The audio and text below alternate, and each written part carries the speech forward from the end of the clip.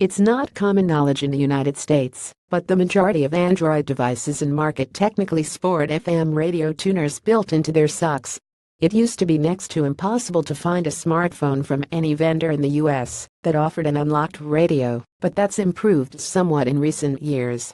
We've seen some audio services pop up that support this capability, and a handful of smartphones and carriers that now support it on various Android devices. Apple, however, has refused to activate any such feature. In the wake of Hurricane Harvey and Irma, however, the FCC is calling for Apple to begin activating its phone's native capability and making it available to people for emergency communication, if nothing else.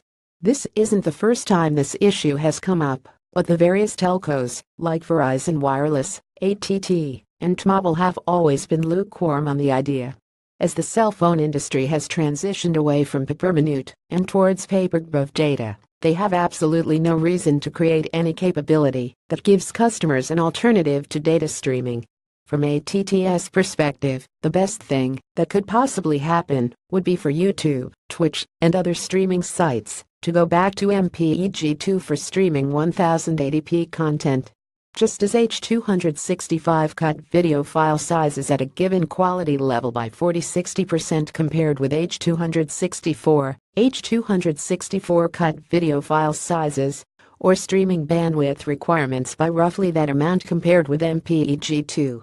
Every customer who listens to an FM radio for music is a customer that isn't using data to get the same information over their cellular plan. It is time for Apple to step up to the plate and put the safety of the American people first, Pi said on Thursday. As the Sun Sentinel of South Florida put it, do the right thing, Mr. Cook. Flip the switch. Lives depend on it. Cell towers on Barbuda won't be transmitting anytime soon. Hurricanes can level telecommunications infrastructure. FM towers broadcasting from areas less affected can be vital communication points. Pi has a point, for several reasons. First, while cellular companies can still push emergency updates out via text, this presupposes cell towers are still functional. Obviously, a storm can take out a radio tower, too. In fact, there were photos of Irma's damage on Barbuda that showed its telecommunication towers snapped off near the base. But while a hurricane can take out a radio tower, FM radio broadcasts can be picked up dozens of miles away from a radio station, and AM radios can hurt even farther than that. Growing up in southwest Indiana, I remember my dad sometimes listening to WGN-AM at night to catch Cubs games more than 300 miles away. FM radio doesn't have that kind of range, but it has far more range than cellular radio, and that means there's a much greater chance that FM broadcasts can still be relayed to storm-damaged areas, even those without power or cellular connectivity.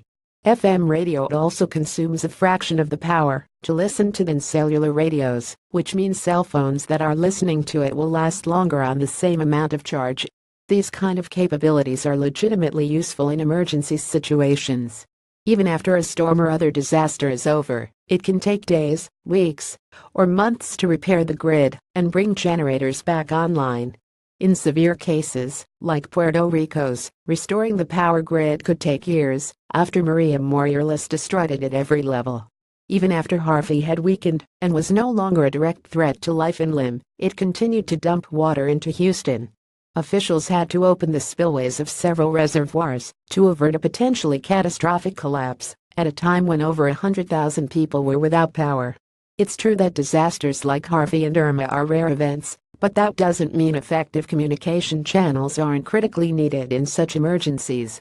Apple has rebuffed Pi's call, reports Ars Technica. Apple cares deeply about the safety of our users, especially during times of crisis, and that's why we have engineered modern safety solutions into our products.